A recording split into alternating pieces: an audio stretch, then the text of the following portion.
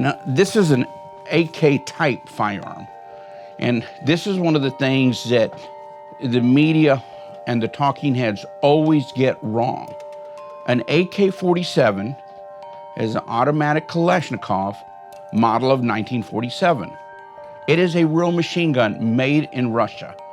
These are AK types, semi-automatic, sporting variants.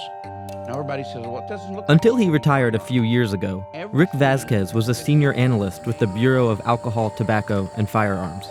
He reviewed gun accessories to determine if they violated a ban on machine guns. In 2010, his office reviewed a bump stock device sent in by a company called SlideFire. Do you remember what you thought when you saw this device? Thought it just like, wow, it doesn't fit the definition, it doesn't fit the rulings, but we better run this up the chain. A bump stock creates a cradle for a semi-automatic rifle to rest in, so that the gun naturally slides back and forth from recoil while being fired. If the shooter pulls forward at the same time, the trigger will hit his finger quickly and repeatedly, creating the effect of machine gun fire. Because I think a lot of people who aren't familiar with guns would just think, well, if it looks like a machine gun and sounds like a machine gun, it must be a machine gun. You're exactly right. And of course, we've got a lot of criticism over this. So why is it not a machine gun? If Congress wants to change the law and come up with a new interpretation, then ATF will follow that new interpretation. But until they do that, they have to go by the guidelines they have today. Those guidelines are based on a 1934 law that defines what a machine gun is. According to the law, a machine gun must fire multiple bullets with a single function of the trigger. But when technicians tested the SlideFire bump stock, they found that although the bullets came out rapidly and in a continuous flow, each time you fired a shot, you technically pulled the trigger. That might sound like a trivial difference, but drawing the line between trivial differences is precisely what regulators are expected to do. We'll stick with the AR before we shoot the AK. All right. Vasquez took us to his local gun range to show us how bump fire works, and to show us something else, that you don't even need a bump stock to create the same effect.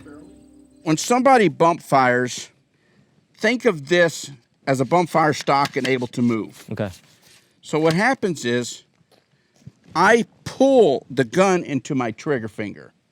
And then because I'm holding it a certain way, it'll continue to bump back and forth against my trigger finger.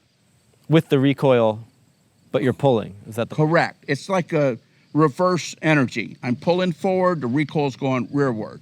Have people discovered a way to bump fire without a device, without a bump stock? Guys figured out that if you held a gun loosely and practiced with it, you could get the gun to recoil against your finger. I've never done it. I can attempt to do it now and see what happens. I mean, we should try, right? We can try.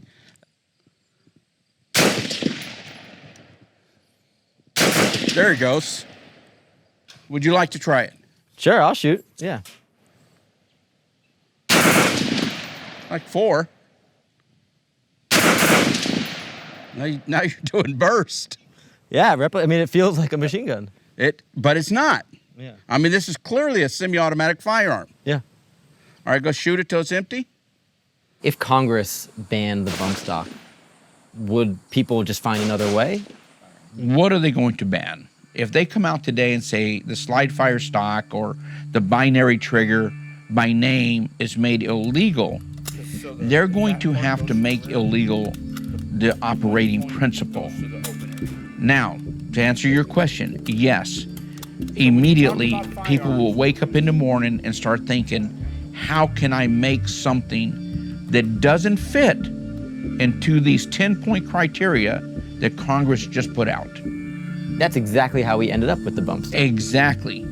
So for you, when you look back on that, you feel like this was a decision that was made the right way? We made a technical and statutory decision that was correct.